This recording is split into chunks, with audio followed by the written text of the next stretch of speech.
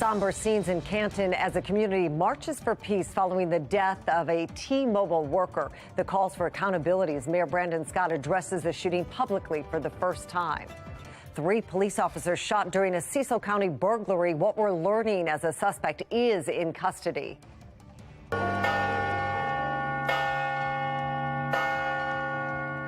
And a somber ceremony to remember fallen firefighters across America, the Baltimore heroes who were honored.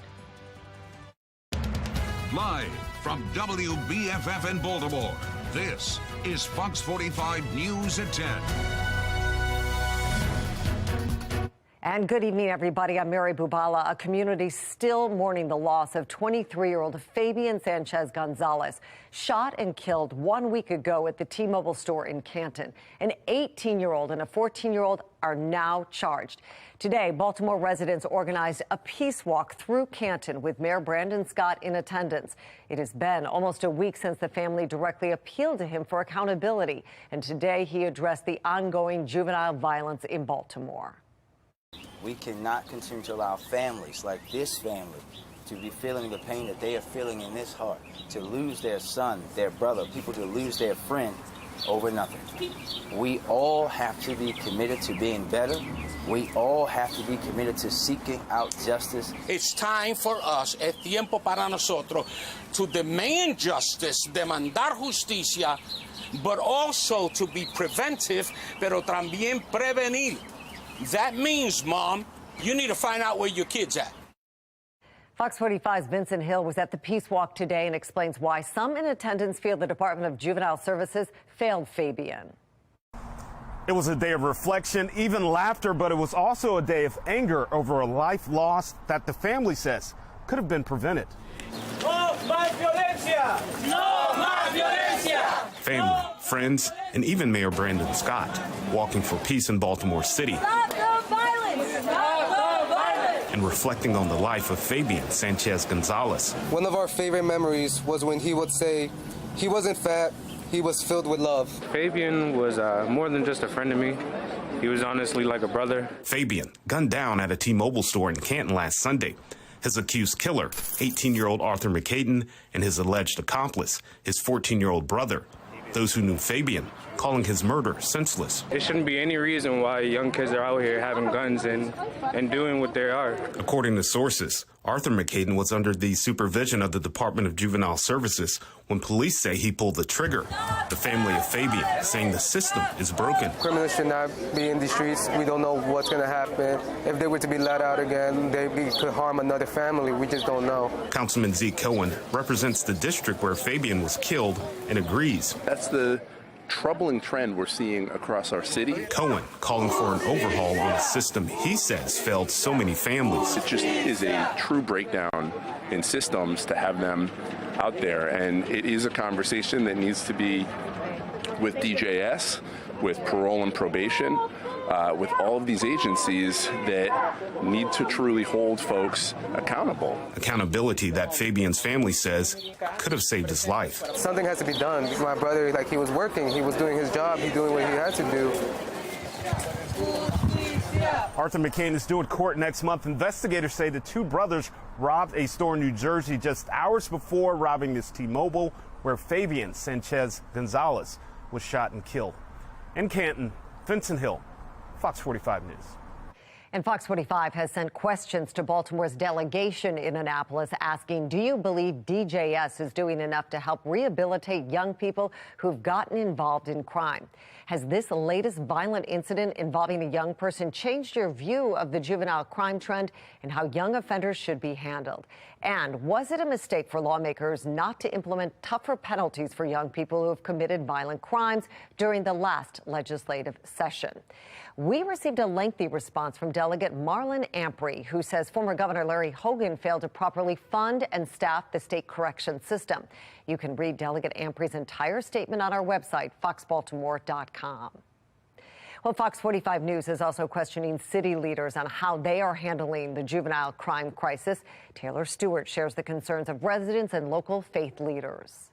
As juvenile crime continues to increase here in Baltimore City, many people are left asking, did legislators do enough this past session to address the crime crisis? Despite an echo chamber of city leaders touting a decrease in crime, It's really sad. there's a prevailing hunch from residents. It's like they're getting younger and younger doing these crimes. And it's not just a feeling, it's a fact. Data from the mayor's neighborhood safety and accountability dashboard shows overall violent crime year over year is down. But when you parse out the numbers and look solely at violent crime impacting people 20 years old and younger, a totally different picture. It shows shootings are up 15% and homicides up more than 30% among victims not even old enough to vote. When you look at that, you have to then realize, do we need legislation that fill in the gaps? Leaving some to ask, did lawmakers in Annapolis miss an opportunity to save young lives by not passing tougher crime legislation this past session? Those questions come on the heels of a deadly armed robbery at a T-Mobile store in Canton. Police say was committed by teenagers. 18-year-old or 14-year-old, those lives that have taken another life, that is just tragic, that is devastating. It rips at the very fabric of our community. Each tear impacting how safe people feel going about their daily life in the city they call home, as attention shifts to Baltimore city leaders for a solution to stop the bloodshed. What can city leaders, city council, folks at the top tell folks to really ensure them that their safety is a priority? I think when you think about communities and neighborhoods, one, we want to make certain that there are actually eyes on the street. Are the cameras working? Are security systems in place? I think we need to revitalize and re-energize and even monetize our citizens on patrol. Actually block watchers. Block watchers, as Reverend Al Hathaway puts it, will likely be key in helping enforce the mayor's upcoming juvenile curfew, taking effect in a few short weeks on Memorial Day weekend. But with crime happening at all hours of the day. What do you do when they are out? There has to be very robust recreation. There has to be job opportunities. All of which are aspects of the mayor's summer plan announced late April. Reverend Hathaway says city leaders are running up against a pivotal challenge as schools let out, freeing up time for the city's youngest residents, those most at risk based on the data of getting caught in the crossfire. That is the real focus for this coming summer. We have to have activities in communities. We have to have opportunities in communities. We got to provide ladders of success in communities. Taylor Stewart, Fox 45 News. One person has been arrested after reportedly shooting a Maryland state trooper and two Cecil County police officers late last night. According to police, 5 officers responded to a burglary call just before midnight near Port Deposit. 3 went around the back of a house where 23-year-old Daniel Donnelly allegedly shot them. Donnelly then ran away from the home, but he was arrested at a convenience store at around 4 this morning. 2 of the officers are still being treated in the hospital. A third was treated and released. Anne Arundel County police say somebody was shot along Bunchy Street in Annapolis just before 11:30 this morning. 1 man was hospitalized. No suspects have been located. Anybody with information is asked to call Anne Arundel County Police.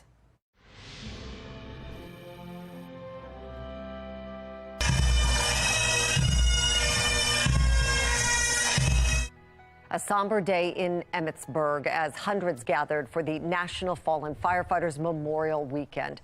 This year's tribute honors 79 firefighters who died in the line of duty across the country and 65 who died in previous years. Each firefighter's name was inscribed on a plaque, becoming part of the National Memorial to remember their sacrifice.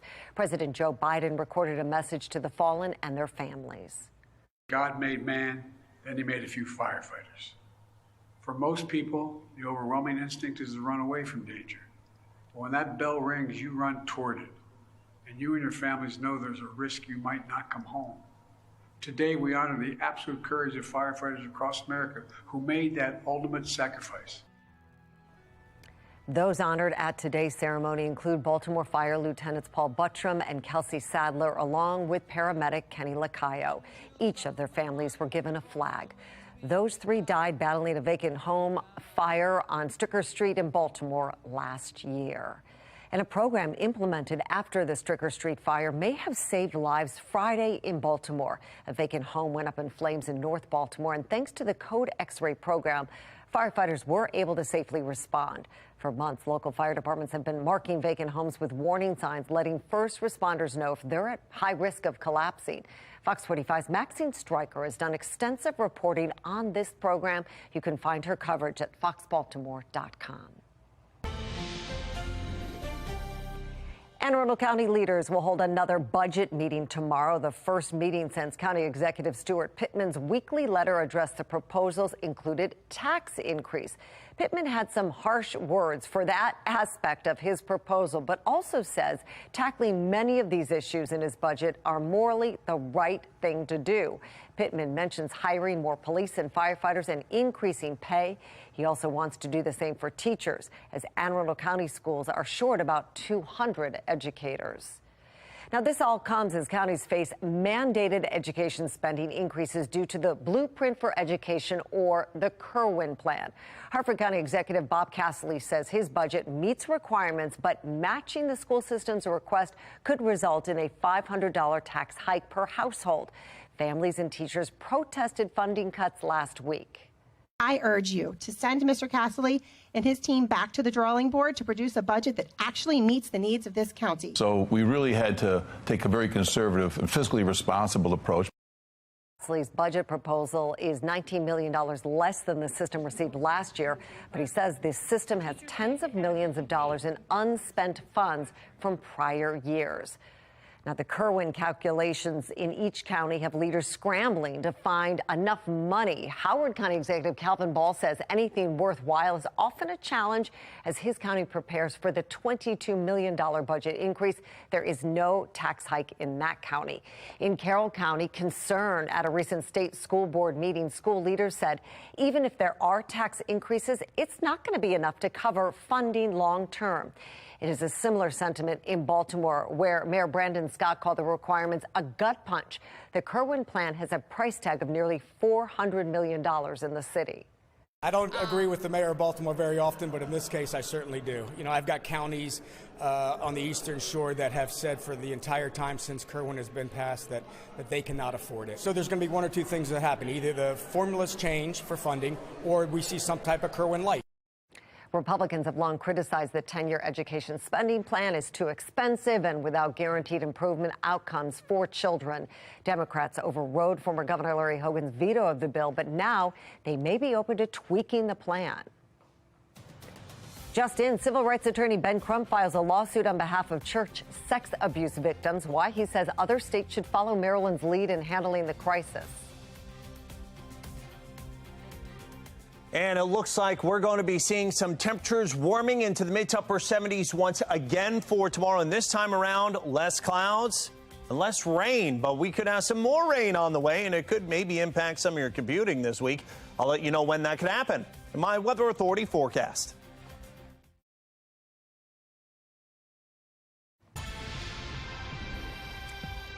New tonight, well-known civil rights attorney Ben Crump is planning to file a lawsuit on behalf of sex abuse victims of priests from the Archdiocese of Baltimore. The lawsuit will advocate for other states to follow Maryland's lead in lifting the statute of limitation on childhood sex abuse and assault. A report from the Maryland Attorney General confirms 600 victims and more than 150 predator priests as part of a scandal dating back to the 1940s. Well, police have identified the shooter in Saturday's mass shooting at a Texas outlet mall, leaving 9 people dead. 33-year-old Mauricio Garcia had been staying at a hotel near the shopping center. Police found several weapons, including an AR-15 at the scene. The gunman also died there. Shoppers who witnessed the attack still traumatized by what they saw as they were running for their lives. Then saw a little boy about 4 or 5. I'm assuming it was a boy. It might have been a girl. I couldn't tell the sex. Fall out from under one of the victims. I went around the planter and grabbed him and took him away from all the bodies. I went to the third person who moaned. I knew he was alive. I felt for a pulse. There was no pulse, so I did the first chest compression. He spit up blood, and then his eyes went fixed and dilated, and I knew I lost him. Oh, my goodness. Police are still trying to determine a motive in that shooting. President Biden saying Americans are becoming too familiar with mass shootings. He's calling on Congress to send him a bill banning assault weapons, enacting universal background checks, and ending immunity for gun manufacturers. The president said he would sign such a bill immediately. Well, let's go live to the White House, where high-stakes meeting on the debt ceiling is set for this Tuesday. National correspondent Christine Frizzell breaks down who will be in attendance as time is running out to avoid default. On the ability to no longer be able to pay America's bills, the timeline has dwindled from months to a matter of weeks, as soon as June 1st. We've been using extraordinary measures for several months now, and our ability to do that is running out. Treasury Secretary Janet Yellen warning of permanently high borrowing costs for Americans wanting to buy a house or a car, not to mention a steep economic downturn. President Biden accusing Republicans of holding hardworking Americans hostage. The idea that we wouldn't pay our debt is just bizarre. It's estimated that if we didn't pay the debt, we'd lose 750,000 jobs, we'd have a recession, it would be a disaster. But 43 Republican senators signed this letter vowing to oppose any effort to raise the debt ceiling without spending reforms. I think the House has, moved a plan forward, and Joe Biden's asleep at the wheel. All you see right now from Joe Biden or Chuck Schumer is naysaying, and they need to come to the table. That table will be set for this Tuesday, with leaders from both parties expected to attend. Maybe you'll see the grown-ups in the room do what needs to be done for our country and put politics aside. Republicans expected to make the case they've proposed a plan, and it's now up to Democrats to say which parts they'll agree to. It's the spending from this administration, the trillions of dollars, that has ignited the inflationary firestorm that Americans are suffering from. Of course we need to right size and return to reasonable levels of spending. Top officials in both parties deeply concerned about the blame game if a default occurs. Both the economy and the 2024 election at stake. There are no red lines other than the fact that we must address our fiscal house at a time where federal spending is up 40% from pre-COVID levels. A new ABC News Washington Post poll showing Americans are split. 39% said they'd mainly blame Republicans in Congress. 36% would blame President Biden. I'm Christine Frizzell reporting. Well, we made it mainly rain-free through our weekend. Had a couple of showers this afternoon after a gorgeous day yesterday with highs at 75. Then today we actually were warmer at 76. But again, some of kind of the edge of some of these showers down to our south that are now impacting places like Ocean City, south to the lower Delmarva. Well, that gave us some of those clouds, the gray skies, and again, mainly light rain. But there's more where this came from. We're kind of on the edge of a pattern of rainfall that goes around some heat that's built in down over the southeastern United States. You can see several waves of this moisture. So our next weather maker not far behind, one of them coming through kind of on its weakening trend with the showers now moving out. We're still going to have pretty mild weather tomorrow. Actually, we'll call it almost warm as we're on the warmer side of things with highs near 80 degrees. This warm front off to our north and east, that red line moving to our north, allowing us in on some of that milder air. But notice all this rain and then eventually some cooler air that's to the north. All that's going to sweep in as well. And that's probably going to get here with a gloomier, much cooler day for Tuesday. And then we resume the warm up again as we head into the remainder of the week. 63 degrees right now. Toyota HD at our Harbor Skycam as we get ready for back to work, back to school tomorrow morning. It's going to be a warm start, or at least a mild start, we'll say. Winds out of the west-southwest at 3 miles an hour. Any rain is gone at this point, and it looks like, again, it's just kind of a ho-hum overnight. Could have some patches of fog as the dew point is at 61. It's almost muggy outside, and the temperatures are pretty close to that dew point. So that leads to high relative humidity as the winds die down. Again, that patchy fog not out of the question. Temperatures all across the board in the upper 50s and low to mid 60s. They're not going to move too much overnight as skies do begin to clear and remain in that warmer air. Has some clouds south and east not too far away, again, from the rainfall that's over the lower Delmarva. Some clearing trying to punch in from the north and west. And I think that's what we'll get into overnight into tomorrow morning. And actually, during the day tomorrow, it's a pretty dry day. This warmth that's down to the south and west is going to try to kind of edge in a little bit. We'll still be in the transition zone, but there's nothing really to force any showers. That will come as we head again into the day. Well, really more so Monday night into the first half of the day on Tuesday. Let's go ahead and take a look at the future scan. Overnight, after midnight, any sprinkle showers are gone. I think it's a dry start tomorrow morning. Temperatures, look at that, already when you're waking up in the 50s and 60s. So it's easily going to reach the mid to upper 70s with some partial sunshine. There could be a couple of stray 80s in there as well. By 8 p.m. tomorrow evening, there's that rain approaching once again, so umbrellas out for any travels overnight, Monday night until very early on Tuesday morning. And it looks like the Tuesday morning commute could be wet with some scattered rain. And then by Tuesday afternoon, look with all those clouds, we could be a full about 20 degrees cooler for that second day of the work week before we start pumping those temperatures up once again. 58 degrees for tonight, partial clearing and mild after any of those early sprinkles and showers. Now pretty much gone. Near 80 tomorrow, very mild with clouds and sun. Nice northwesterly breeze, 8 to 15 miles an hour. And then for our Monday night, that next little disturbance, a little wave moves in. And that's our next weather maker with the potential of some rain, maybe even a thunderstorm Monday night into Tuesday morning. Tuesday morning and noontime, there could be some leftover cool showers with a high near 62. Becomes sunny once again for Wednesday with a high 71. And look at that. 75 to 80 Thursday, near 80 Friday, near 80 Saturday. Real nice. And then as we head toward, I believe that's Mother's Day, Sunday, 78 degrees, and could see some spotty afternoon showers. So I think in the morning, you could get that brunch in. Jonathan, thank you. Still ahead, 7 people dead as a driver plows into a Texas bus stop. Why police think the attack was targeted. 7 people are dead and at least 6 injured in a Texas border town after a driver plowed through a crowded bus stop. It happened across from a migrant shelter. Police believe the attack was targeted. It's unclear how many of the victims were migrants, though. The driver has been arrested and is currently in the hospital under 24-hour watch. Governor Wes Moore is pushing to extend temporary protected status for the thousands of Salvadorians and Hondurans living in Maryland. More than 100 members of Congress are making the same demand. They argue it's not safe to return to those countries right now because of environmental damage and human rights violations. Well, still ahead, shutting for a good cause. The familiar face behind that guitar at last night's Memory Ball for Alzheimer's research.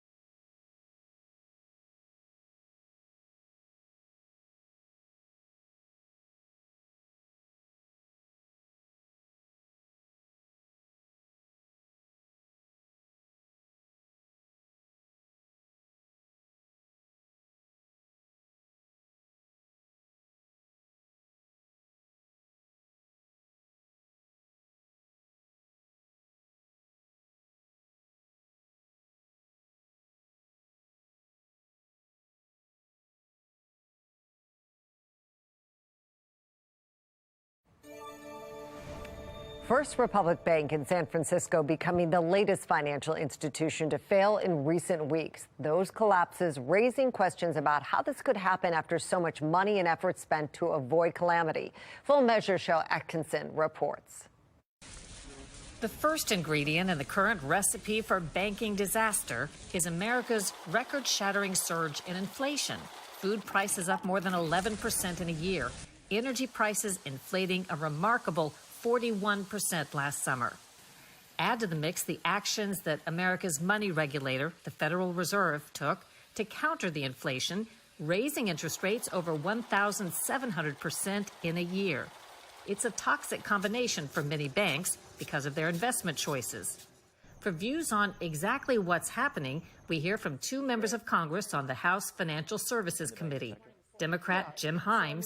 The really important headline is that the banking system is safe. And Republican Warren Davidson. You're seeing the consequences of bad policy decisions. We start with the March failure of California-based Silicon Valley Bank. Because of Silicon Valley Bank's investment choices, rising inflation and interest rates created billions of dollars in paper losses. On March 9th, anxious customers withdrew $42 billion. $100 billion more was scheduled to go out the next day until regulators closed the door. Same with New York-based Signature Bank, which was shut down 2 days later. And the newest closure, San Francisco's First Republic. If public confidence is key to avoiding panic and financial chaos, it doesn't help that today's regulators have proven shockingly wrong, says Davidson, the Republican. He and many others warned 3 years ago that mass government spending was causing a critical inflation problem. Some people in the administration, some people in the Federal Reserve, some people in the Treasury said it wasn't. Well, they know that it was, and it did. And then they said, well, it won't hit consumers. Then it did hit consumers. And then they said, well, it's going to be transitory. And it clearly isn't transitory. So then when the Fed finally acknowledges it's not transitory, they start raising rates very rapidly. The Fed, or Federal Reserve, is supposed to help avert fiscal crisis by managing interest rates, inflation, the money supply, and supervising banks. Both of our experts agree that record government spending is a driver of the troubling inflation, but they disagree on blame. In order to make sure that people didn't starve to death, that businesses didn't go under, the federal government spent an enormous amount of money, $6 trillion over the course of the last 4 years. When the Republicans say that's a Democratic problem, baloney. 2/3 of that was spent under President Trump. Today, experts warn that many U.S. banks have problematic investments similar to Silicon Valley Bank and won't be able to disentangle themselves overnight. To put a lid on panic that could have spread to the whole country, the federal government stepped in and insured deposits above $250,000 at the failed banks. Critics argue that bailed out rich businesses and encourages risky behavior by other banks. For Full Measure, I'm Cheryl Atkinson. 9 innings, not enough to decide a winner between the O's and the Braves. Find out how the Birds capped off their series in Atlanta coming up next on Sports Unlimited.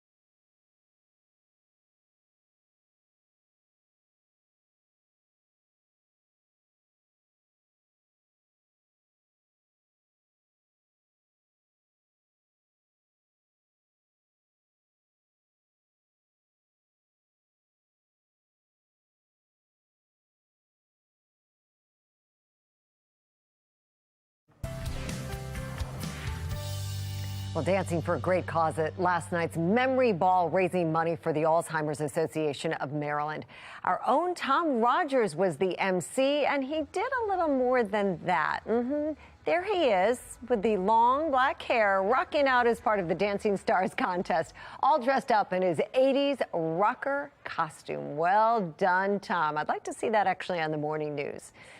That's all for the news at 10. I'm Mary Bubala. Thanks for watching. Morgan Atzett and Rocco DeSangro join us now with Sports Unlimited. Morgan and Rocco. Thank you, Mary. Come up tonight on Sports Unlimited. The Orioles' impressive series winning streak comes to an end at 7. The top dog in the NL, the Atlanta Braves, got the Birds' best, with the best team in baseball set to come to town. The costly mistake by the American League reliever of the month, Felix Bautista, what he did against the Braves in extras. Hey, rookie. Welcome to the NFL. Ravens rookie minicamp is underway in Owings Mills. The guys who have impressed John Harbaugh so far.